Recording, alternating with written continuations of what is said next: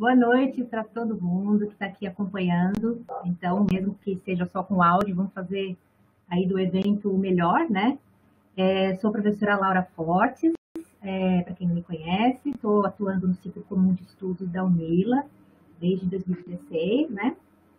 Eu também estou atuando desde o ano passado no programa de pós-graduação interdisciplinar em estudos latino-americanos, o PPG-IELA, e desde dezembro do ano passado, na vice-coordenação do PPG-IELA, junto com a professora Diana Araújo, que está na coordenação do programa, como vocês sabem, né? Eu aproveito para agradecer muito aqui o convite para fazer a mediação dessa mesa, e também agradeço o nosso secretário do PPG-IELA, o Milton Camargo, pelo apoio técnico administrativo, né? Sem os quais a gente não conseguiria dar conta dessa nossa proposta.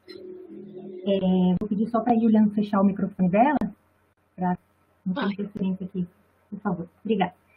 E a gente vai dar hoje continuidade ao ciclo de debates do PPG-IELA, que iniciamos na semana passada. Na semana passada a gente teve a mesa Perspectivas Latino-Americanas, Práticas Interdisciplinares e Saberes em Trânsito, do qual participaram representantes de cada linha de pesquisa. Então, a gente teve aqui representando a linha Trânsitos Culturais, a professora Cristina Kekia, representando a linha Práticas e Saberes, o professor André Chiatti, e Fronteiras, Diásporas e Mediações, a professora Laura Marques. E após essa estreia, digamos assim, né, da semana passada, que foi uma discussão mais ampla sobre o programa, esse aqui, no dia de hoje, é o nosso primeiro encontro do ciclo Identidade e Ela, como fazer pesquisa e pós-graduação hoje.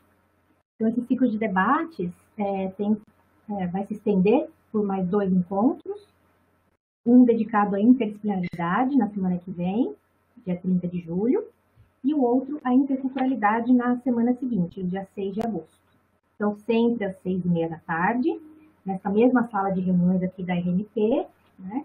E lembro também, aproveito para lembrar que nós estamos gravando todas as sessões para posterior publicação, né, no canal do PPG-IELA no YouTube. Então, quem ainda não entrou lá, quem ainda não se inscreveu no nosso canal, estou aqui fazendo a propaganda do nosso canal do YouTube, PPG-IELA, é só procurar lá que vocês vão encontrar e se inscrevam e ativem as notificações para vocês receberem as informações toda vez que for publicado um vídeo.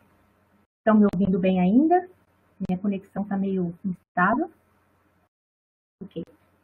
E nessa primeira conversa do ciclo, então, de hoje, dia 23 de julho, o tema será metodologias de trabalho, como ir a campo. E serão abordados os principais limites e desafios que norteiam as práticas de pesquisa atuais. Então, vão participar da live hoje com a gente aqui o professor Aníbal Oroeposo e a mestranda Yuli Moncada, ambos do PPG-IELA. Vou fazer uma breve apresentação aqui, a partir dos currículos, né, do professor e da estudante, e depois eu vou passar a palavra para vocês. O professor Aníbal tem pós-doutorado em Comunicação e Estudos Sociais de Fronteira, pelo Centro de Estudos Avançados, Universidade Nacional de Córdoba.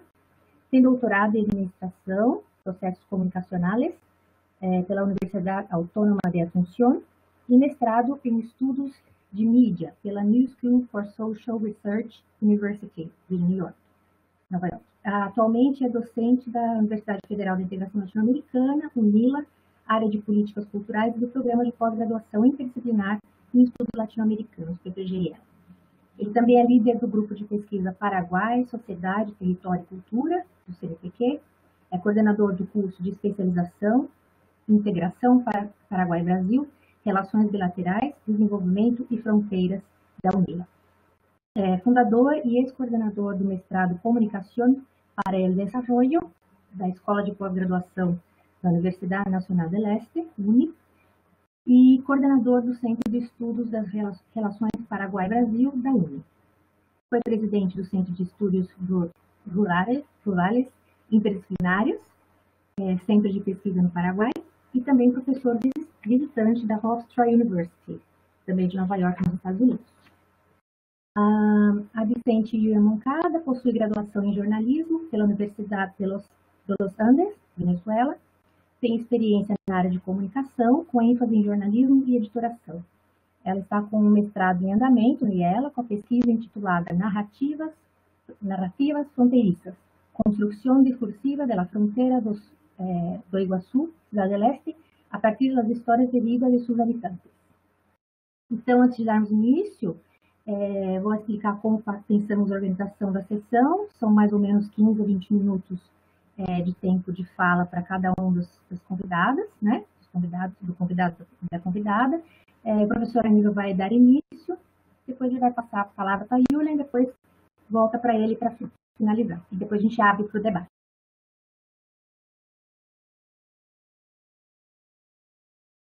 Tudo bem? Então, abrimos, professora Aníbal. Obrigada. Gracias, Laura. Obrigado a vocês, obrigado a todas y todos que nos están acompañando. Una lástima que no nos podemos ver, porque es muy bueno también verse en estos momentos, ¿no? Bueno, voy a tratar de presentar el tema, el problema, para tratar de ver las diversas aristas que desde esa perspectiva que discutimos junto con Julian también están presentes. Entonces, lo denominamos en metodología en situaciones de crisis, tensiones y distanciamientos sociales, ¿no? Bueno, no sé si puedes pasar para la siguiente lámina, Newton.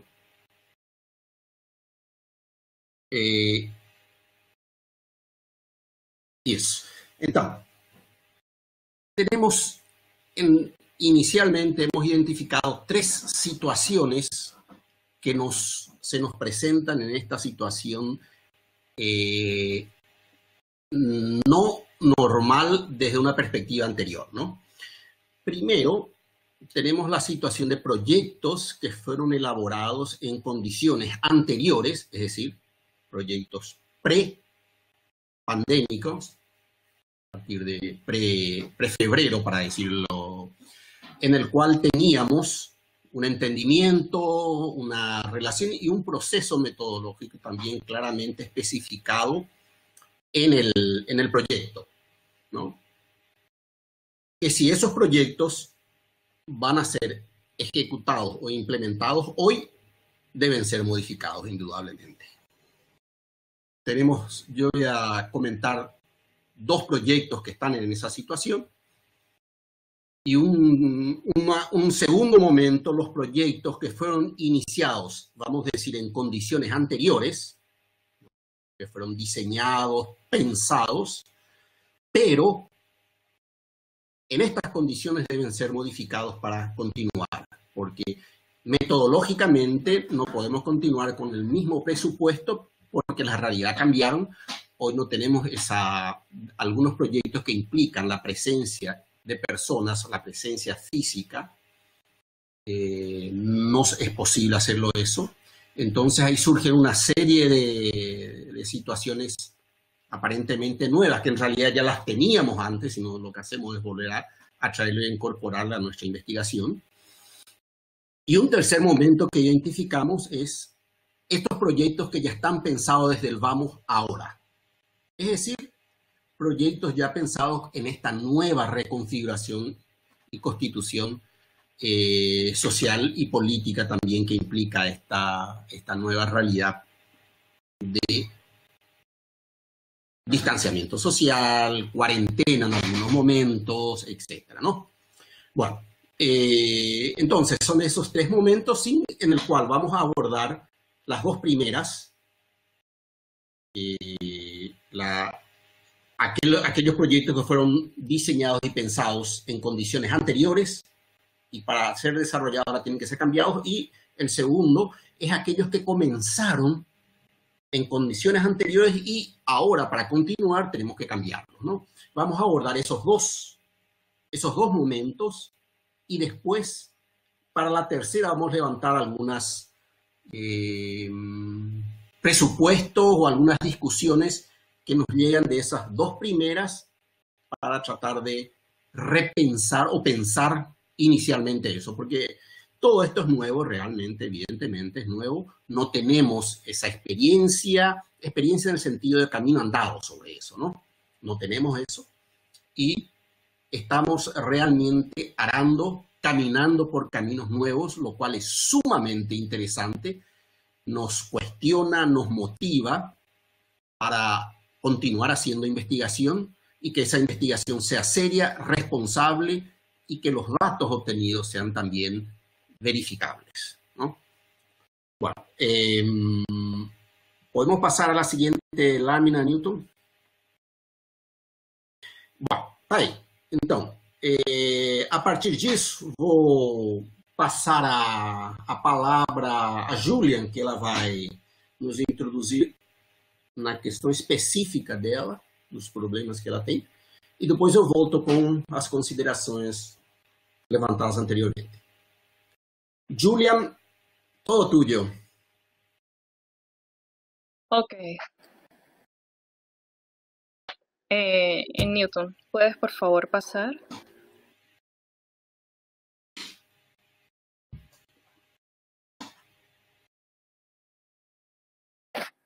La siguiente. Siguiente. Não. Espera aí. O Newton, Bueno, si no, no hay problema. Newton, Creo que él tomó la anterior. a primeira, a Júlia encaminhou uma outra para você, que é a segunda que está valendo. Pensei que era isso. Isso, é a segunda. Isso. Ok. Bueno, para comenzar, yo quisiera hacer una breve introducción y bueno, contextualizar un poco que quizá no haga falta, ¿no? Pero yo creo que sí, porque a veces estamos ya como tan inmersos en esta situación que hace un tiempo era nueva, pero ahora ya nos hemos ido adaptando poco a poco, que necesitamos recordar que es desde hace 4 meses que vivimos en medio de una pandemia mundial. Nunca antes nosotros habíamos experimentado una situación como por la que estamos atravesando actualmente, ¿no? Desde hace ya un tiempo, cuando un virus denominado el COVID-19 amenaza la vida humana. Entonces, una enfermedad, un virus que comenzó en China, en una ciudad distante, muy distante de nosotros, y que quizá pensamos que no iba a llegar aquí, nunca imaginamos que esas escenas tan dramáticas que veíamos a tantos kilómetros de distancia también se iban a sentir en estas latitudes donde estamos nosotros y donde a veces no llegan esos problemas que a veces vemos tan lejanos. Sin embargo, hoy unas 15 millones de personas en el mundo han sido contagiadas y más de 600.000 han muerto. Al principio, las primeras medidas que se tomaron fue el confinamiento de la población en casa. Se estima que más o menos para principios del mes de abril, 1/3 de la población mundial estaba confinada en sus casas. Y esto no es poco, todos sentimos esas consecuencias. Y aunque ese confinamiento se ha ido flexibilizando, esas medidas de distanciamiento social y otras medidas de tipo sanitaria siguen siendo la norma a seguir, siguen siendo obligación para mantener nuestra salud y preservar la vida. Por ejemplo, aquí en Brasil, para contextualizar un poco más, fue el 26 de febrero de este año cuando se confirmó el primer caso de coronavirus en América Latina. Y actualmente somos el segundo país del mundo en número de contagios y muertes. La cantidad de infecciones supera los 2 millones y más de 82.000 personas han fallecido. Este es nuestro contexto actual. Seguimos confinados, realmente, porque existe temor a salir y a ponernos en riesgo. Este confinamiento, esta necesidad de permanecer en casa, nos ha llevado a experimentar otro tipo de vida. Nuestras rutinas, nuestra cotidianidad ha cambiado y nos hemos refugiado en esas herramientas tecnológicas que teníamos a nuestro alcance, pero que no teníamos la obligación de usar. Realmente era una opción que empleábamos cuando necesitábamos acortar distancias o cuando ocurría algo, bueno, meritaba, pero no era la obligación. Actualmente es obligatorio estar conectado a estas plataformas digitales, tener internet para poder comunicarnos con el resto del mundo. O al menos ni siquiera es con el resto del mundo, es con las personas que tenemos cerca físicamente, con la que está en la casa de al lado, por ejemplo, pero no podemos salir y tener ese contacto personal que antes teníamos. Entonces nos valemos de estas herramientas tecnológicas. Hemos aprendido a lidiar con eso. con el delivery, con tantas cosas que existían pero no usábamos y que ahora nos vemos obligados a incorporar a nuestra vida. Entonces nuestra vida debió seguir, o sea, nos vimos obligados a continuar y a adoptar estas herramientas. En medio de todo esto, las pesquisas deben continuar. Newton, ¿podemos pasar a la próxima? Ok, las pesquisas deben continuar. O sea, como decimos coloquialmente, el show debe continuar. Aquí, o sea, la vida, tenemos que adaptarnos a estos cambios que suceden. Sí, pero ¿cómo hacerlo? O sea, ¿cómo seguimos investigando en medio de este distanciamiento social y en medio de esta crisis que se ha generado y que nos afecta no solo físicamente, también emocionalmente, que afecta nuestra salud mental? ¿Sí? Entonces, todos estos son elementos que debemos tomar en cuenta al momento de seguir. Y bueno, para eso también existen esas herramientas tecnológicas que adoptamos, por ejemplo, para ir de compras, para pagar, no sé, facturas, para cortar esas distancias. Entonces, todo eso es lo que tenemos a mano y la manera como lo empleamos ya viene siendo parte de nuestra creatividad, de nuestro proceso de adaptación a nuevas circunstancias. Entonces aquí, para reflejar un poco todos estos inconvenientes que surgen, las dudas, las inquietudes, incertidumbre, todo esto, yo quiero relatar un poco de mi caso particular.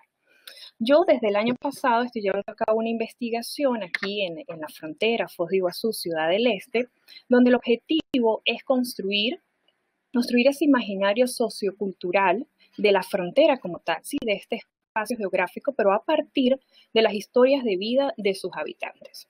Esta investigación yo comencé a hacer las primeras entrevistas el año pasado, más o menos por esta fecha, hace un año, yo hice 4 entrevistas, porque ya quería utilizar ese material para un primer acercamiento, una aproximación que yo tuve a mi pesquisa para el trabajo final de una disciplina, que era sobre cultura. Entonces elaboré lo que pudiéramos denominar una cultura de fronteras a partir de las historias de vida de estos habitantes. Fueron 4 personas, 2 que residen aquí en Foz de Iguazú y 2 en Ciudad del Este. Entonces, quisiera detallar un poco cómo llevé a cabo estas entrevistas, porque es la metodología de investigación antes de la pandemia, antes de una situación de distanciamiento social. Entonces, bueno, estas entrevistas ocurrieron, digamos que en circunstancias normales, a lo que estamos habituados, ¿no? Concerté las entrevistas, tuve un acercamiento con algunos, eran personas ya conocidas, otras eran personas a las que me acerqué por primera vez. Pero igual se concertó una cita en mi casa, en su casa, en un lugar público. Nos sentamos, conversamos, tomamos té, café, fue más de 1 hora de conversación. Tenía la posibilidad de una nueva entrevista, de nuevas entrevistas en caso de ser necesario.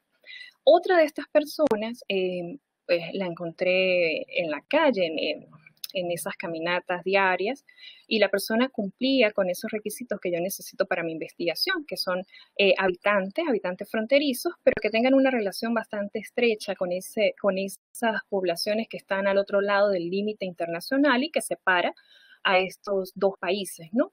Son personas que por lo general tienen tránsitos continuos entre un país y otro, entre una ciudad y la otra. Por ejemplo, esta otra persona es de Ciudad del Este, vive allá, pero cada día viene a trabajar aquí en las calles de Foz de Iguazú. Un día cualquiera me acerqué a ella, me presenté como estudiante de maestría que lleva a cabo una investigación, le mostré por qué estaba hablando con ella, porque me interesaba conocer su vida, su historia, cómo era que llevaba a cabo esta actividad, desde cuándo. Bueno, en fin, conversamos un rato largo mientras la observaba en su puesto de trabajo. Concertamos una cita, creo que fue para la semana siguiente, igual en el mismo lugar, pero con un poco más de disponibilidad de tiempo de su parte, ¿no? Hicimos la entrevista, conocí los detalles pues, de su vida. Para elaborar una historia de vida, pues se requiere tiempo para hacer entrevistas y se requiere también de cierta pues, destreza para establecer algún vínculo con esa otra persona a la que le estoy pidiendo que me cuente su vida. La otra entrevista, que también era una habitante de Ciudad del Este, lo hice allá en Ciudad del Este, también una trabajadora. Y bueno, lo hicimos igual en su lugar, en su puesto de trabajo, pero fue una entrevista, yo diría que con muchas interrupciones, ¿no? Porque ella estaba trabajando, el movimiento comercial en esta zona es bastante fuerte, ¿no? Es muy movimentada esta situación, y bueno, a veces tenía que parar el grabador, hacer una pausa, continuar con las preguntas, bueno, en fin, pero yo conseguí el objetivo, tenía sus historias de vida, elaboré mi trabajo. Este año, a principios de año, bueno, febrero, finales de febrero, marzo, cuando comenzaron las actividades académicas, estaba conversando con el profesor Aníbal, que es mi orientador, y le digo, yo quiero cambiar una entrevista, precisamente esta última entrevista, porque me parece que no es tan profunda, que tiene muchas interrupciones, que a mí me gustaría tener una como a mayor profundidad. Entonces, bueno, conversando surge el nombre de otra persona y bueno, él me da su número de teléfono, pero me dice que primero va a hablar con ella y le va a explicar porque yo soy su orientanda y bueno, en fin, hacemos este contacto. Justo a los días decretan la cuarentena, el distanciamiento social, bueno, todo esto, pero yo igual insisto y le escribo a esta persona un correo electrónico. Ya luego que el profesor Aníbal le había dicho que yo le iba a escribir, bueno, yo le escribí, le expliqué. Sin embargo, la persona no contestó a tiempo. Demoró un poco, entonces recurrí a su número de teléfono, al WhatsApp. Establecí de nuevo contacto con ella. Bueno, se disculpó porque había cambiado el número de cuenta de correo electrónico, de dirección, y por eso no me había respondido. Pero aceptó y empezamos a hacer la entrevista. Una entrevista vía correo electrónico, porque en ese momento le dije, mira, dadas las circunstancias, creo que tenemos que hacer la entrevista empleando algún tipo de plataforma digital. Realmente le pedí que escogiera cuál era más cómoda para ella. Le dije, pudiéramos hacer una videollamada por WhatsApp, pudiéramos hacer notas de voz por WhatsApp, una conexión por Skype, porque en aquel momento no conocía el Google Meet ni Zoom.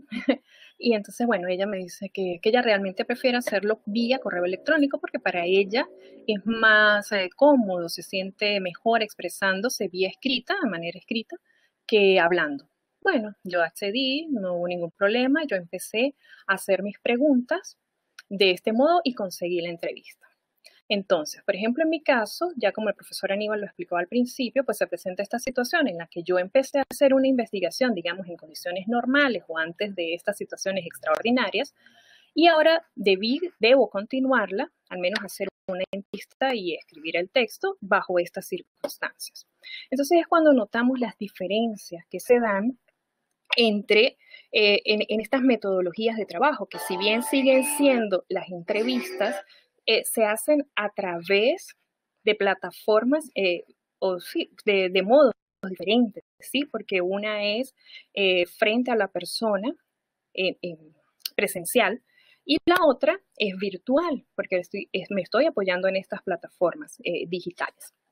Entonces, eso, pues, no sé, si yo al principio no estaba muy convencida de esa entrevista que hice en Ciudad del Este, porque era como vaga, no sé, no me convencía, pues ahora esta, o sea, sí es profunda, tengo mayor información, pero a la vez tiene sus diferencias, tiene sus ventajas y sus desventajas. Por ejemplo, yo de esta última persona tengo su correo electrónico, tengo su número de teléfono y he conversado con ella, conozco su historia de vida, pero realmente nunca la he visto. No sé cómo es su cara, no sé cómo es su voz porque tampoco la he escuchado. Que son elementos que yo considero importantes al momento de hacer una entrevista.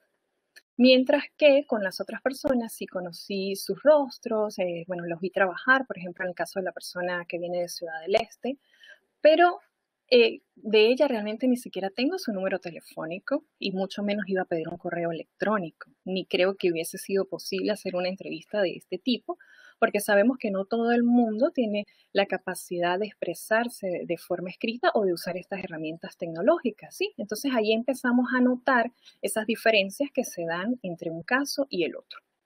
Entonces, esta parte creo que la voy a dejar un poco hasta ahí, que sería cómo hacer las entrevistas, ¿no? Pero también ya al momento de escribir, de procesar esa información, a veces hay dudas que me asaltan mucho, como por ejemplo esta que le comentaba al profesor Aníbal y que trae aquí la lámina que estoy presentando, que es cómo describir esa porosidad de una frontera que hoy se ha convertido en barrera, ¿sí? porque, bueno, podemos ver que entendemos que las fronteras son porosas y también a veces se convierten en una barrera. Pero mi trabajo se enfoca precisamente en esa porosidad, en la capacidad del tránsito de ir. Pero ahora, cuando intento hablar de las fronteras, o sea, veo que la frontera se convierte en un obstáculo, en una barrera que no nos deja que continúe el método de estudio. Entonces, debería decir que así fue antes de la pandemia, volverá a ser así, no sé, son dudas que simplemente me asaltan como investigadora, ¿no? Como alguien que está escribiendo, y además es que la manera de yo escribir mi trabajo, mi disertación, es a manera de crónica, cuando la descripción es tan importante, cuando lo que veo, lo que siento, lo que logro captar de las otras personas, pues me lleva a escribir este texto, ¿no? Entonces creo que, bueno, son interrogantes que me surgen, que quería compartir y que quizás muchos otros estamos atravesando por esa situación y que sería bueno conversarlo. Newton, por favor, ¿puedes pasar a la otra lámina?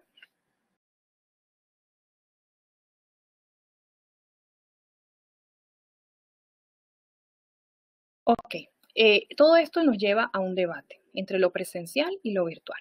Por ejemplo, yo estuve pesquisando en la web algunas informaciones acerca de cómo están haciendo actualmente los pesquisadores para llevar a cabo sus pesquisas, sus trabajos de campo, ¿sí? Cómo salir a la calle, hacer sus entrevistas, cómo continuar con todo estas investigaciones, por ejemplo, en el campo también académico, ¿no?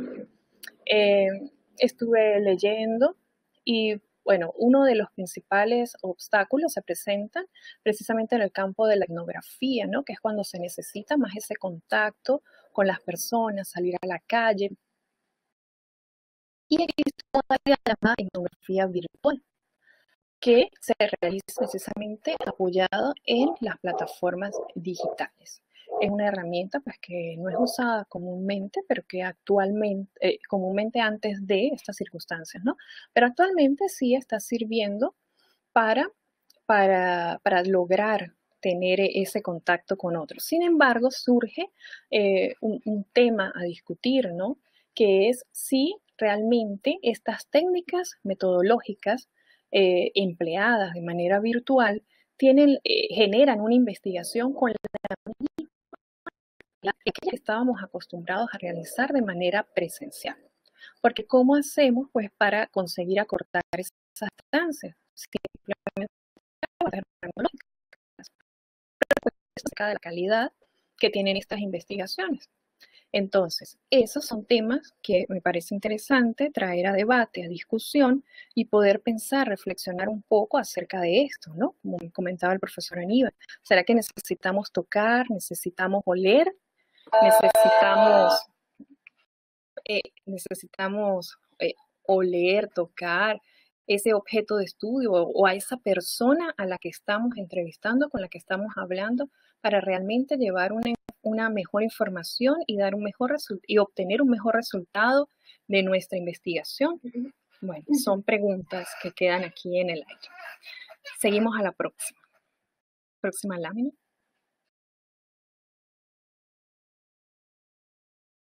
Bueno, continuando un poco con esta manera de reflexionar, de pensar, ¿no? De acuerdo a nuestras experiencias, yo quisiera acotar que no es la primera vez como periodista que tengo que trabajar bajo circunstancias difíciles, ¿no? Extraordinarias, digamos.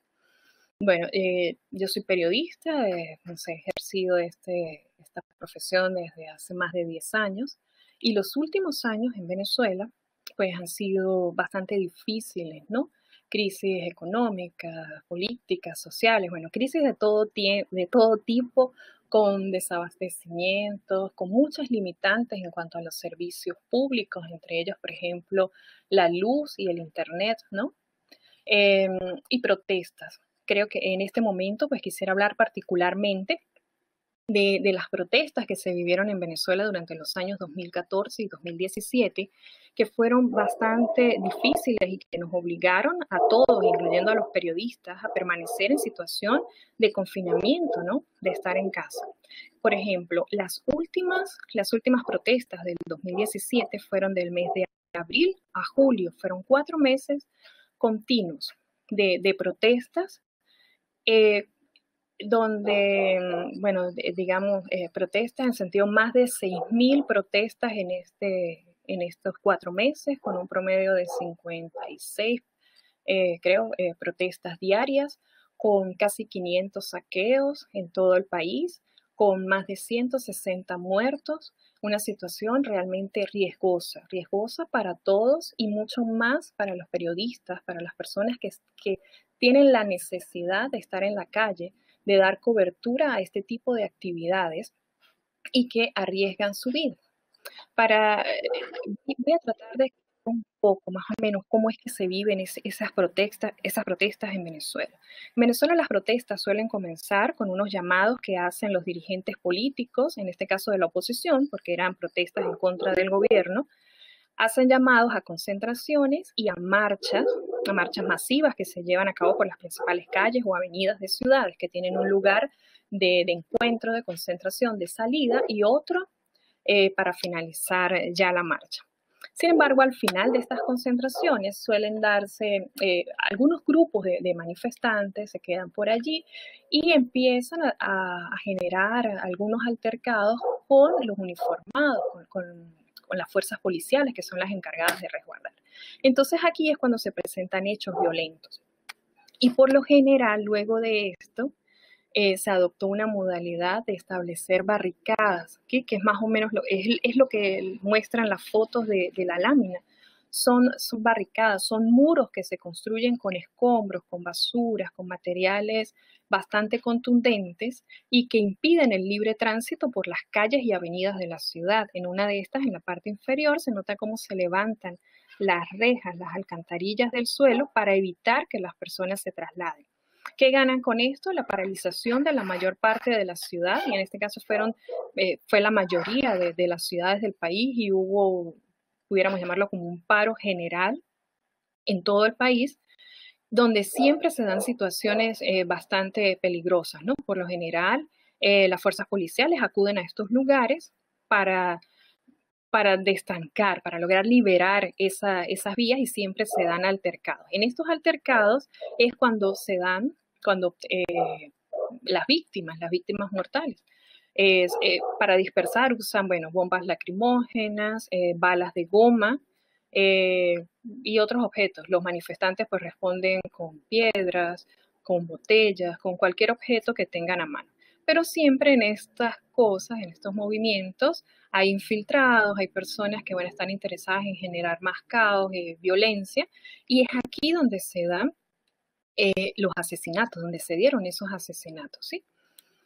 Entonces, es una situación muy riesgosa, donde todo se paraliza y durante estas protestas nosotros debíamos permanecer en casa. Eran muy pocos los equipos de prensa que salían a la calle, por lo general salían muy temprano a hacer recorridos por la calle y a tomar fotografías, los reporteros gráficos, los fotógrafos, y luego regresaban, descargaban el material y todo lo hacíamos desde la casa. La redacción, o sea, los periodistas me redactan la información, la envían al jefe de redacción, el jefe de redacción revisa, envía a través de correo electrónico al corrector, luego al diagramador. Bueno, pasa por un proceso bastante largo, pero todo desde la casa y también apoyándonos pues en estas herramientas tecnológicas como el Internet. Incluso los mismos audios de voceros, de protestantes, tuvimos que recurrir a esa herramienta, a que fuesen ellos mismos quienes se grabaran y nos enviaran la información, que ellos mismos, las personas que estaban en la protesta, tomaran fotografías y las enviaran porque nosotros no nos podíamos trasladar hasta el lugar. O a través de llamadas telefónicas. Llamábamos, teníamos contactos, por ejemplo, en barricadas, en partidos políticos, dirigencias estudiantiles, comunidades, voceros de comunidades, que eran los que nos suministraban la información a esos lugares donde no podíamos llegar porque era realmente imposible. Entonces, todos estos aspectos van formando parte de una experiencia que ya cuando aquí se presentó la situación de que no podía salir de mi casa, pero tenía que hacer entrevistas, pues inmediatamente dije, bueno, tengo que recurrir a las herramientas que hay, al WhatsApp, una llamada telefónica, a un contacto vía Skype, ¿no? Porque es una situación más tranquila que requiere de menos inmediatez, porque el periodismo, el diarismo sobre todo, pues requiere de esta característica que es la inmediatez. Entonces, ya tomando en cuenta toda esta experiencia, lo que he relatado anteriormente, entonces surgen preguntas que también quisiera compartir, que son estas, ¿no? ¿Pueden funcionar las estrategias empleadas en el periodismo para la investigación de campo académica? Pudiéramos entonces, por ejemplo, yo lo hago porque creo que es parte de mi forma de ser, ¿no? Pero no sé si realmente pudieran utilizarla otras personas que no estén familiarizadas con estas modalidades de trabajo, ¿no? Pudiera ser el colaborativismo académico y la interdisciplinariedad una opción para continuar las pesquisas en tiempos de pandemia. Bueno, porque ese es otro aspecto en el periodismo, no solo el periodismo en Venezuela, sino el periodismo, digamos, a nivel mundial. En los últimos años se ha dedicado precisamente a esto, a que las redacciones trabajen en conjunto. Redacciones, por ejemplo, en Venezuela, se hacen muchos trabajos con Colombia, con periódicos, con medios de comunicación en Colombia, porque ahora las problemáticas pues también van más allá, ¿no?, de esas fronteras geopolíticas y necesitamos ayudarnos entre todos a conseguir la información. Entonces, si yo no me puedo trasladar hasta allá, allá hay un equipo de prensa que sí puede hacerlo y trabajamos de manera mancomunada. Yo creo que un ejemplo bastante evidente que quizás muchos conocemos es el de los Panama Papers, que fue la filtración de documentos más importante en la historia, ¿no? Aquí en esta investigación trabajaron más de 370 periodistas de más de 98 países, creo 96, 98 países, y que finalmente dieron un producto de 106 publicaciones en 106 medios de comunicación, de redacciones como tal. Entonces aquí vemos la magnitud de cómo se puede trabajar. Además, que estos equipos ya son equipos interdisciplinarios que van sumando especialistas en otras áreas, no solo son periodistas. Por ejemplo, los informáticos, las personas que manejan esta parte informática de plataformas digitales, redes sociales, han sido incorporados en los últimos años precisamente por esta necesidad. Y así otras disciplinas, otros profesionales de otras disciplinas. Eso también lo traigo ahora a discusión porque en esta pesquisa que hice conseguí depoimentos de pesquisadores aquí en Brasil que hablaban de cómo se están apoyando en profesionales de otras áreas para conseguir la información que no pueden debido a la imposibilidad de movilizarse. Ahora no recuerdo bien, pero hubo un caso que me llamó la atención, era un pesquisador, no recuerdo si era sociólogo o tenía otra especialidad, pero él estaba haciendo una pesquisa o está haciendo una pesquisa que tiene que ver con el tema de la salud, con el área de la salud. Entonces él precisamente plantea esto de la interdisciplinariedad, porque dice que ahora le ha resultado bastante provechoso establecer contacto con esos profesionales que tienen que ver con la salud, con laboratorios médicos, que manejan el área científica, ¿no? Y que en conjunto con estos ha logrado resultados bastante positivos, ¿no?, tomando en cuenta estas medidas de distanciamiento social. Entonces creo que también deberíamos pensar en esto, sobre todo nosotros que estamos en una maestría interdisciplinar y que tenemos pues, conocimiento de esto. Creo que este distanciamiento social, esta situación extraordinaria por la que atravesamos, quizás pudiera ayudarnos precisamente a poner más en práctica, a realizarlo con más frecuencia y nos ayudaría, ¿no?, como investigadores, como profesionales. Creo que esa ya es la última lámina. Y creo que hablé demasiado. Ahora puede hablar el profesor Aníbal y al final discutimos un poco estas preguntas que dejé en el aire.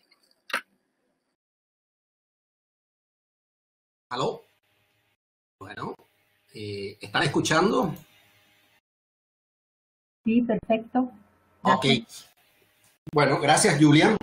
Voy a tratar de ser un poco lo más sintético en todo eso, porque voy a partir de esa experiencia con dos proyectos que fueron aprobados ahora en julio, la primera semana de julio por el CONACYT Paraguay, que habíamos presentado en julio del año pasado, 2019, en condiciones totalmente diferentes. Hoy ellos aprobaron eso en condiciones diferentes, obviamente, y nos piden un ajuste en términos de metodología. El primer proyecto es situación y tendencias de la agricultura. En ambos proyectos en el segundo soy investigador principal y en el primero soy investigador asociado. Entonces, el primero que relacionado al problema campesino, que es el siguiente, es situación y tendencia de la agricultura campesina en Paraguay. El diseño metodológico estaba sustentado, cuando lo pensamos, en una metodología participativa. ¿A partir de qué? A partir de talleres, encuentros con lideranzas campesinas y con campesinos que están en la agricultura familiar, ¿no?, en 6 regiones de Paraguay, en el cual hemos detectado que existe una producción agroecológica y una producción de sectores campesinos bastante organizadas, y en el cual queríamos potencializar eso, inclusive con posibilidades de salida de mercados, etcétera, ¿no? ¿Qué es lo que en esa investigación nos piden para, obviamente, en Paraguay, estamos en algunas regiones, estamos en la fase 2 de ese proceso. Fase 2 todavía hay restricciones de reunión de personas, y el proyecto completo tiene 4 fases. La última fase es una fase ya menos complicada en términos de distanciamiento social, ¿no? Entonces, pero en general estamos todavía en esa fase 2 en el cual hay restricciones de reunión de personas. Si nuestro problema principal, y está detallado, que es realizar talleres, encuentros con los campesinos que están trabajando en esa área de agricultura familiar, ¿cómo se nos presenta esa necesidad de avanzar? Porque el proyecto fue aprobado, tenemos 15 meses para ejecutarlo, y obviamente se ejecuta a partir de la firma del contrato con CONACYT de Paraguay, ¿no? Entonces, solamente para explicitar un problema. Inicialmente, es imposible tener reuniones en talleres. Eso ya es imposible. Entonces, todo campesino en Paraguay, o gran parte de ellos, tienen un teléfono celular en el cual se comunican. Entonces, la idea fue inicialmente, ideas iniciales, que el proyecto les provea fondos para tener acceso a Internet por 1 hora. Organizamos esas reuniones a partir de teléfono celular, porque vean bien, los teléfonos celulares, muchos de ellos no son inteligentes. Aquellos que es posible entrar con imagen lo hacemos, aquellos que no. Entonces, ahí discutimos, el proyecto puede pagar esa situación para redefinir lo que serían las reuniones, los talleres. Podríamos hacer talleres virtuales, como lo estamos haciendo ahora con los campesinos. Bueno, esa es una situación. El segundo proyecto que les estoy presentando es el periodismo y guerra a la Triple Alianza, imágenes y representaciones en periódicos aliados. Este es un proyecto que también fue pensado para hacer un levantamiento de los periódicos humorísticos de los aliados en la guerra contra Paraguay en 1865-1870. En Argentina, Uruguay y Brasil fueron publicados periódicos humorísticos, sarcásticos, que introducían y presentaban una determinada representación de Paraguay durante la guerra, ¿no? Entonces, la idea fue diseñada en términos de levantamientos en bibliotecas nacionales de Río de Janeiro, la de Brasil, en bibliotecas, en la Biblioteca de Buenos Aires y en la Biblioteca Nacional de Uruguay, que está en Montevideo. Eso se nos presenta hoy con una necesidad de redefinir. No podemos salir. Yo no puedo salir de Brasil, porque el puente, o no puedo irme a la Argentina y tampoco puedo irme a Uruguay. Entonces yo estoy imposibilitado.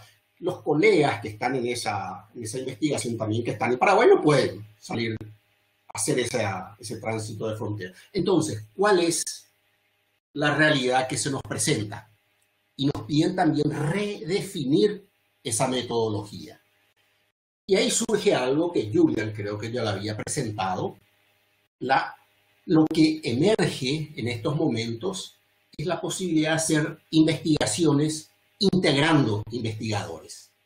Cosa que en principio, vean bien, en principio el proyecto y ambos proyectos no pensaron la investigación, la incorporación de investigadores externos a ese proyecto. Ya estaba definido, el proyecto fue encaminado de esa forma, ya estaba definido. Pero nos vemos obligados, y especialmente en el segundo proyecto, a contactar con colegas de Buenos Aires, y tiene que ser Buenos Aires, porque de otra región ya es más complicado el tránsito, con colegas de Montevideo y también con colegas en Río de Janeiro que puedan hacer ese levantamiento empírico de los periódicos en esas bibliotecas. Algunos de ellos están digitalizados, o sea, existen en PDF, entonces la investigación sería mucho más rápida, otras no. Entonces, ¿qué es lo que se nos presenta en esa situación? Puedes pasar a la siguiente lámina, Newton.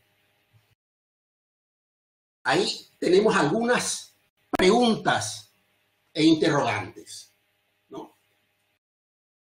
Cuando comenzamos la investigación en una matriz, tenemos y nos exigen cambiar totalmente ella, como son estos dos proyectos, ¿no? Nos exigen cambiar, ahí tenemos una realidad. Sin embargo, tenemos otra, y el tercer ejemplo que les quiero pasar, es un proyecto que ya está en camino, ya comenzamos, que es un proyecto de la Agenda Tríplice, que tenemos el estudio de las construcciones socioculturales de las fronteras Paraguay-Brasil, en el cual una parte de la investigación era centrarnos en la ciudad de Pedro Juan Caballero Punta Porá, al noroeste de aquí del estado de Paraná, de Brasil, ¿no? Y segundo momento es la investigación en las ciudades, Ciudad del Este, Foz de Iguazú. La primera ya fue realizada, ya realizamos un levantamiento empírico de datos en Pedro Juan Caballero Punta Porá. Necesitaríamos hacer nuestra segunda, en términos de esos tránsitos o flujos culturales y socioculturales, ¿no? En Ciudad del Este, Iguazú. ¿Cómo lo haríamos eso siendo que el tránsito está imposibilitado de realizarse? ¿Qué procedimiento metodológico nos puede llevar a reorientar esa investigación? Es la investigación que comenzamos en un modelo y tenemos que terminar en otro. Entonces, nos surgen esas preguntas. ¿Podrías pasar a la siguiente lámina, Newton? Tenemos estas tres situaciones, ¿no? En donde la tercera, que es el diseño en las condiciones actuales, si vamos a hacer investigación ahora en estas condiciones, ya tenemos probablemente incorporemos parte de esa experiencia que está en la primera, que está en rojo, en vermelho señalizado, y la segunda que está en amarelo, ¿tá? Que ya comenzamos y tiene que ser mudado. Entonces, esa tercera en realidad es lo que de alguna forma se presenta hoy para aquellos que están, o aquellas que están comenzando y piensan hacer investigación en estas nuevas condiciones. Pero como pensamos, y tanto y eso discutimos también con Julian, no es que sean cuestiones nuevas. Porque ¿qué es lo que estamos haciendo incorporando esta metodología o esta tecnología? de alguna forma, es algo que ya existía. Ya existía, por lo menos están, vamos a hablar, en el mercado, por lo menos hace 4 o 5 años. Ya podíamos haber pensado en utilizar tecnología digital o en utilizar todo este aparato tecnológico que estamos pensando ahora. Podríamos haberlo pensado ya tanto en este diseño, en el que está señalado en rojo, como en el siguiente que está en amarillo, ¿no? Podríamos haberlo pensado ya porque los instrumentos están ahí, no son instrumentos nuevos. O sea, no tenemos nada nuevo. Exagerando un poco, ¿no? Hay varias cosas que vamos descubriendo, vamos haciendo, pero la tecnología está ahí. ¿Qué es lo que nos lleva a pensar en la tercera, vamos a hablar ahora de un tercer momento, en pensar directamente ya en estas cuestiones tecnológicas? Obviamente, es la sociedad, nuestra participación en ella ha cambiado. De alguna manera, el Estado, a través del municipio, el Estado nacional, han reglamentado esas idas y venidas, esas posibilidades de tránsitos de personas, y nos encontramos ante una situación diferente. Entonces, volviendo a la lámina anterior, Newton, se puede ir para anterior. Ahí, esta situación de investigar en condiciones y situaciones nuevas, incorporando tecnologías, que ya siempre incorporamos tecnologías, ¿no? Nuestras investigaciones presenciales siempre teníamos metodología, o teníamos la metodología de la escritura, o teníamos la metodología de la grabación, o teníamos la metodología del vídeo. De alguna manera estábamos investigando, teníamos nuestra tecnología del laptop que estábamos acompañando la investigación, ¿no? Pero esta nueva, pensando en ese tercer momento de pensar en desarrollo de proyectos a partir de las condiciones actuales, ese pensar nos lleva a ser más rigurosos o menos rigurosos que los anteriores. Nos lleva a pensar en esa seriedad, rigurosidad y profundidad de la investigación. Está afectada por eso, por esos cambios, de qué forma en la primera, en la segunda, vamos a cambiar para ese tercer momento, ¿no? Entonces, desde esa perspectiva, me parece que lo que hacemos en ese tercer momento es incorporar lo que estaban en las dos primeras, repensarlo de tal forma que el acceso que teníamos a esas tecnologías hoy la podamos integrar. Y fundamentalmente esa pregunta que ya Julian lo había levantado y está presente, de la colaboración entre investigadores.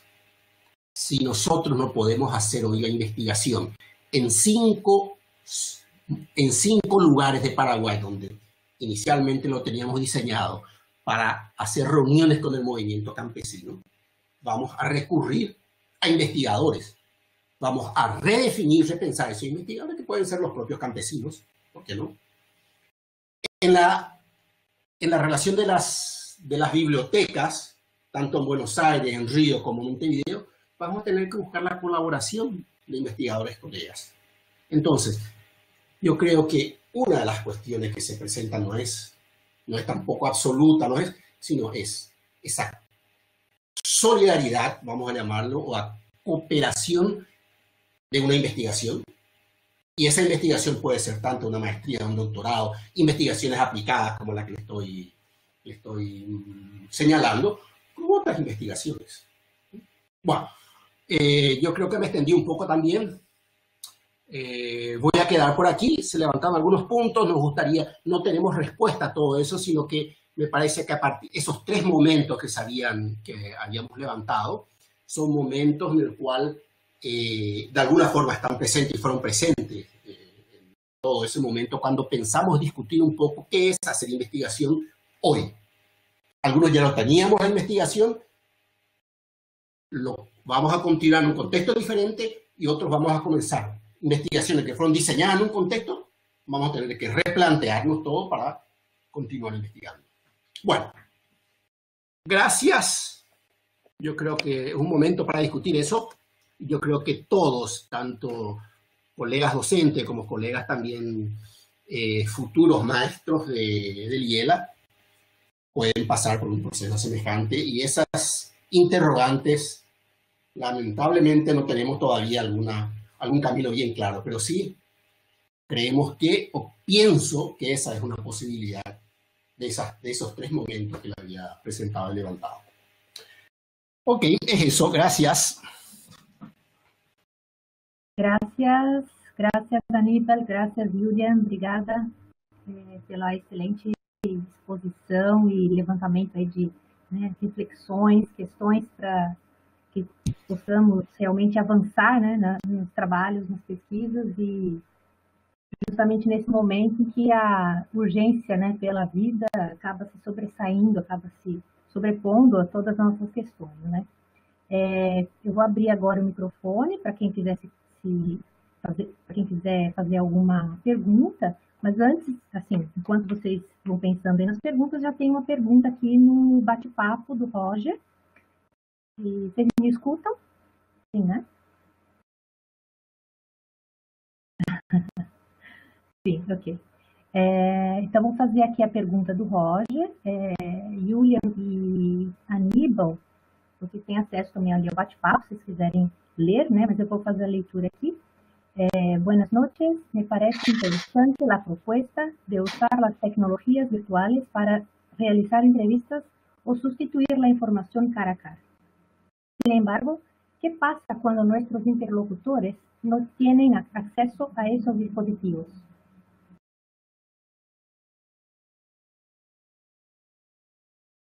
Julian, ¿podrías pensar algo así? Sí, bueno, yo creo que la respuesta, o al menos una posible solución a eso, ya la estaba conversando sobre eso el profesor Aníbal, ¿no?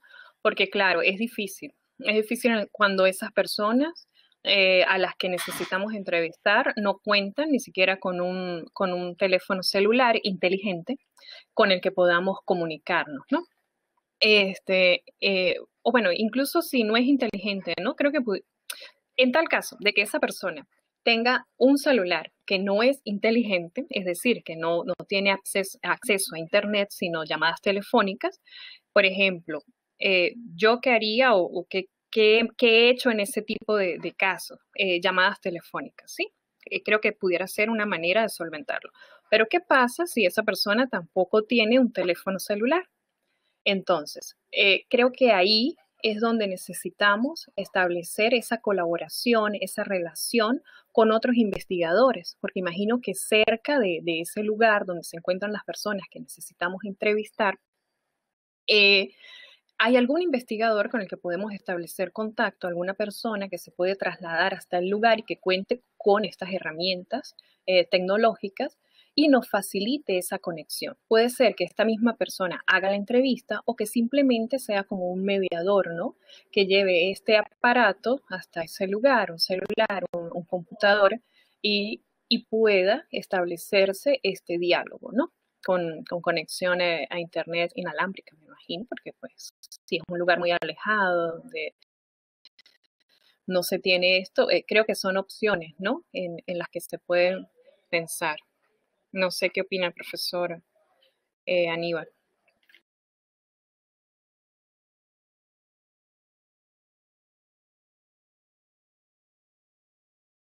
Estaba respondiendo a Roger en ese sentido, que es una preocupación muy válida, en el sentido de que, ¿cuál es la tecnología que usan esos sujetos con los cuales vamos a participar en la investigación? Entonces ahí la tecnología y la metodología yo creo que es una posibilidad también muy interesante. Vean bien lo que les voy a decir. Son todas cuestiones que surgen en este momento, en el momento de pensar en una persona que está haciendo investigación, ¿no? La metodología lo podemos definir a partir de los sujetos,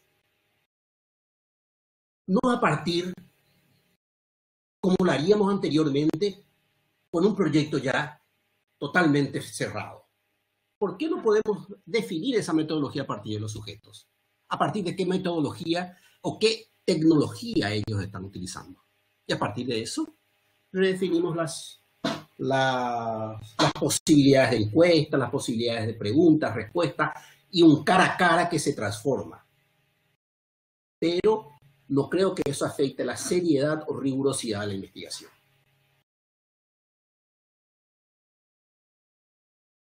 Gracias William e Aníbal por las respuestas. Vou seguir aqui no bate-papo, tem mais uma pergunta da Marcela Machado de Freitas. Obrigada, Marcela, pela pergunta. Vou colocar aqui, vou fazer a leitura se eles quiserem acompanhar aí no bate-papo. Esta rede poderia ser pensada enquanto um projeto educacional envolvendo o corpo discente de instituições que se propusessem a aceitar a proposta? Este poderia ser um caminho? Ou seria uma ligação mais direta de pesquisador profissional para pesquisador profissional?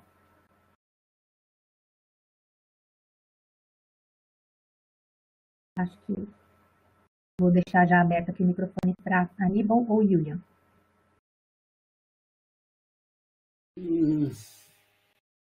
Yo creo que pueden ser en varias direcciones, tanto de pesquisador como para que pesquisador individual, de pesquisador para grupos de investigación en región o de grupos para otros grupos de investigación. Yo creo que esto es lo que posibilita, y eso sí me parece, abre la posibilidad ya de formar redes de investigación. Indudablemente. Para todo. Para el investigador individual como para aquellos grupos de investigación. Bueno, creo que yo pudiera acotar algo desde el área del periodismo, ¿no?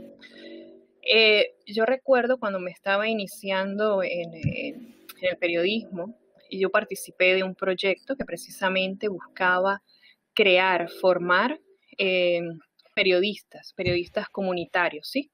Eran personas, habitantes de la misma comunidad, a los que se les impartían talleres, cursos sobre periodismo. Se les enseñaba, pues, qué es una noticia, cuáles son los elementos que debe contener, cómo se hacen las entrevistas, cuáles son las preguntas que deben hacerse, ¿no? Dependiendo de cada situación, de lo que se quiera investigar, de la información que necesitemos. Entonces, en ese caso, nosotros como periodistas éramos quienes impartíamos esta información a la comunidad y formábamos periodistas comunitarios. Ellos lo que hacían, ellos como habitaban el lugar, era más fácil para ellos obtener esa información y llevarla para nosotros, que nosotros entonces éramos periodistas editores. Trabajábamos con la información de la misma comunidad que nos llevaban, pero nosotros hacíamos el tratamiento periodístico realmente, ya la escritura, un trabajo más elaborado antes de ser publicado. Y ese mismo modelo se ha implementado durante los últimos años, particularmente por un medio de comunicación en Venezuela que se llama El Pitazo. Ellos también crearon esta modalidad de periodismo comunitario. Ellos creo que lo llaman infoperiodistas, algo así, porque trabajan apoyados en estas herramientas tecnológicas. Entonces, como ya es muy común tener un teléfono celular inteligente con cámara fotográfica, con la posibilidad de grabar videos, entonces se establecen estas alianzas, ¿no? Con las comunidades. Entonces creo que así como desde el periodismo se establecen estas alianzas con las comunidades, con las fuentes, también pudiera hacerse en el área de investigación académica, ¿no? Por ejemplo, en este caso, de las instituciones, de cómo los mismos docentes pueden ir formando esos investigadores, esa red de investigadores en diferentes lugares, que no precisamente tienen que ser colegas conocidos, ¿no? Pero también creo que funciona la otra opción, la de tener pesquisadores profesionales y conocidos con los que con los que nos entendemos mejor, porque también pues tenemos que apuntar a la misma dirección y eso a veces es un poco difícil de conseguir, ¿no? Entonces yo creo que esas dos modalidades pudieran aplicarse y que las dos pudieran funcionar, pudiéramos obtener buenos resultados con eso. Bien, graças. A professora Diana complementa aqui no bate-papo também, falando sobre a formação de redes de pesquisadores, né, e a inclusão também nessa rede de outras pessoas que seriam mediadores. E assim ampliamos, inclusive, quem são os sujeitos de pesquisa. Vejo um avanço grande no processo de eliminar ou diminuir hierarquias. Ela vê uma possibilidade até de ampliação, né, ou de melhora, digamos, né, nessa questão da pesquisa, né, na metodologia de pesquisa.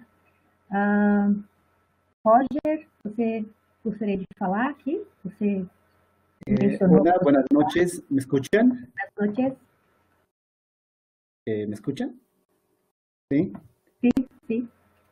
Ya. Muy buenas noches a todos y todas. Un gusto poder escucharles, de verdad. Y felicitar también a los organizadores de este evento. Creo que es muy importante, ¿no?, compartir nuestras experiencias, sobre todo en torno a nuestras investigaciones. Bueno, la pregunta que yo realizaba surgía a partir de la experiencia de mi tema de investigación aquí en Bolivia, ¿no? Porque una gran población aymara, autoridades indígenas, sobre todo en las comunidades rurales, pues no cuentan con el acceso a estos dispositivos, y peor todavía una señal de internet, ¿no? Y más que eso, creo que también es importante tomar en cuenta el contexto. Pareciera que se está pensando a una población un tanto pasiva, que solamente está limitada a tener acceso a la calle, y que después, digamos, en lo personal, ¿no?, en lo subjetivo, estaría dispuesto a poder hablar sobre la temática o sobre la investigación que nosotros estamos realizando. No sé cómo es la experiencia allá en Brasil, pero aquí en Bolivia, al menos, muchos de mis interlocutores pues no pueden hablar del tema porque sus preocupaciones son otras, ¿no? Hay muchos familiares que están muriendo, hay una precariedad total de los servicios de salud, hay una precariedad total también de respuestas de parte del gobierno, hay una coyuntura electoral muy fuerte. Entonces el pensamiento, sus preocupaciones están en otro lado, y no hay una apertura tan grande para poder hablar, por ejemplo, en mi caso, sobre la justicia indígena, ¿no?, que ahorita está puesto en pausa las autoridades indígenas porque hay unas preocupaciones más grandes de su cotidiano, ¿no? Entonces creo, no sé qué opina Julián y también el profesor Aníbal. Yo considero que este contexto de la pandemia sí o sí se va a ver reflejado en nuestras investigaciones, o debería estar reflejado en nuestras investigaciones, ¿no?, porque está alterando, digamos, las investigaciones que estamos realizando, ya sea tanto en la parte de la justicia, ya sea tanto en la parte de las fronteras, o tantas investigaciones que estamos realizando, pero creo que este contexto de la pandemia va a afectar, o va a tener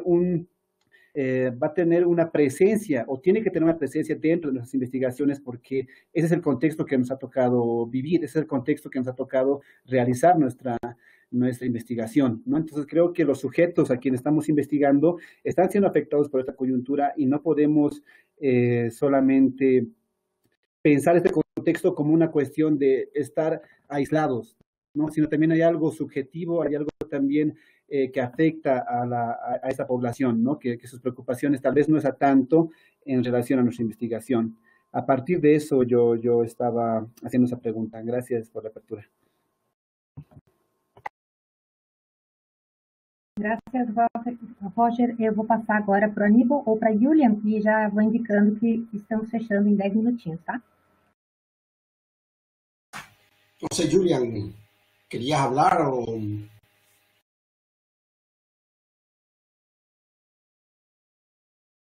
Bueno, si Julian no... Lo que a mí me parece con esa situación, Roger, es que en realidad vamos a pensar el acceso, pero tecnología como una cuestión mucho más amplia, mucho más...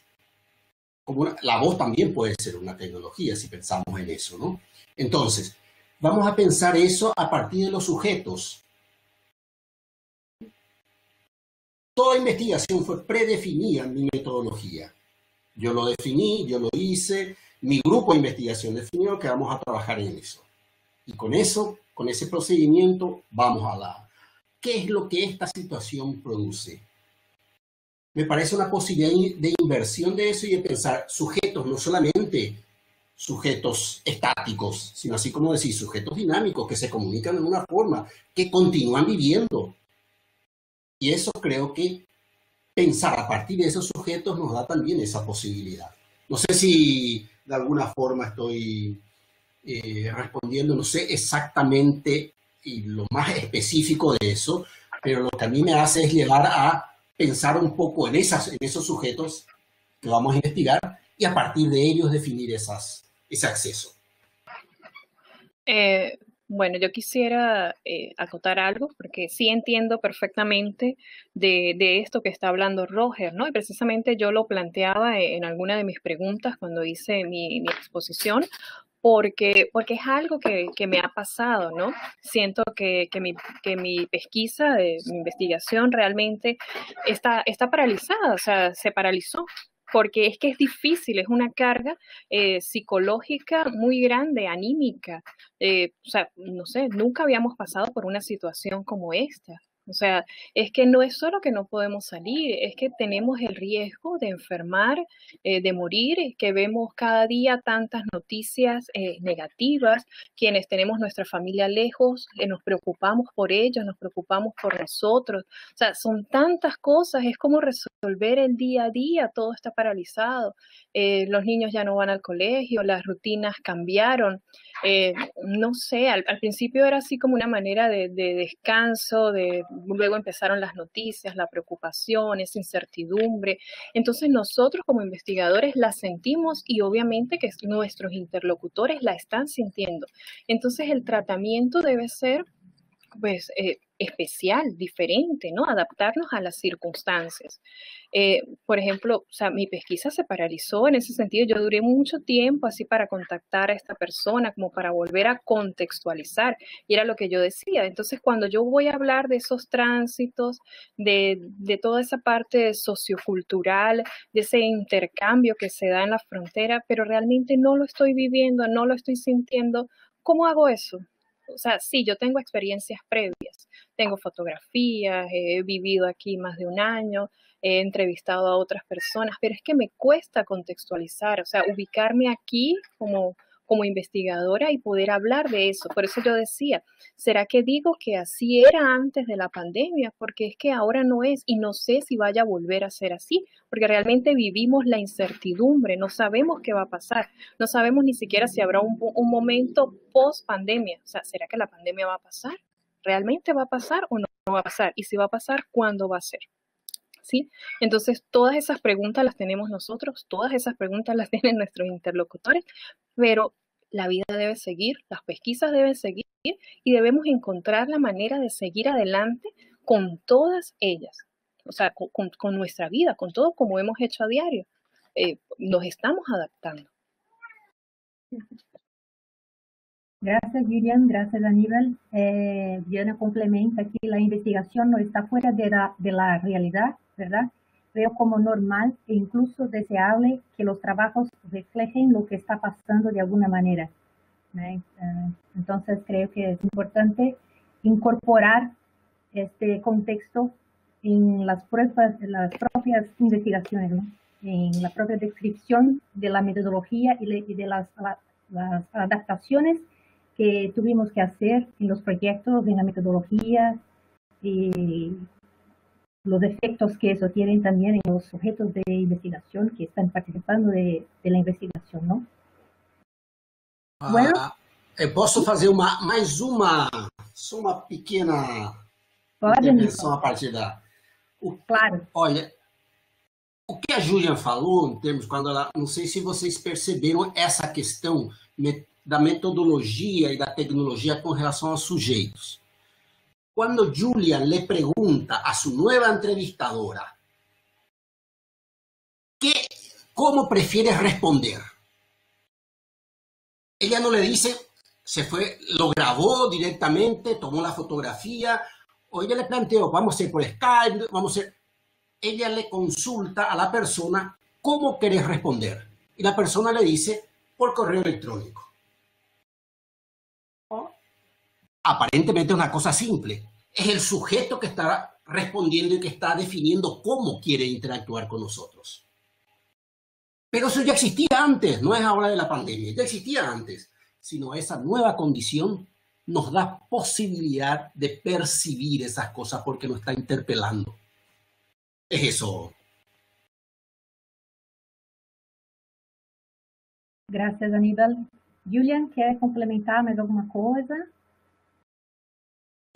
¿Tudo bien? No, pensaba sí en esto que habla profesor Aníbal, que es cierto.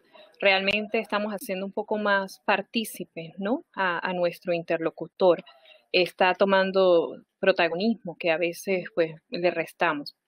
Pero también es importante lo que hacemos nosotros como investigadores y cómo nos adaptamos, porque no es igual hacer una entrevista cara a cara que hacerla así, vía virtual, vía plataforma, una plataforma digital o un correo electrónico, que me parece incluso un poco más difícil, ¿no? Porque yo pienso que las entrevistas son una relación, es una relación que se establece, digamos, entre dos, tres personas. Bueno, digamos, hablemos solo de dos personas, de alguien que hace la entrevista y otro que responde, pero tiene que haber una relación y bueno, mi experiencia me dice que debo tener empatía con esa persona para conseguir la información que deseo que ella me cuente. Por ejemplo, en mi caso, una historia de vida no es fácil que alguien se siente y te cuente la historia de vida porque es algo profundo, es muy personal. Entonces el entrevistador tiene que de alguna manera ganarse la confianza de esa persona, tiene que mostrar sus habilidades y si no lo puede hacer hablando, viendo a esa persona, escuchándola, hablándole, como lo hace en un correo electrónico. Creo que es muy importante entonces manejar otro tipo de lenguaje, ¿sí? Porque igual nos estamos comunicando, son nuevas formas de comunicación, o no nuevas formas porque ya existían, pero es que ahora las estamos poniendo en práctica y necesitamos familiarizarnos más con ellas, incluso especializarnos, ¿no? Debemos profundizar más en la escritura. Por ejemplo, yo pedía muchos detalles que me describiera, porque yo vivo su vida a través de ella, de cómo me la cuenta, de esos detalles. Entonces tengo que hacer mucho hincapié en cosas, en detalles, en pequeños eh, que ella de repente puede obviar, porque, bueno, lo ve todo el día, para ella no llama la atención, ya es algo a lo que uno se adapta, ¿sí?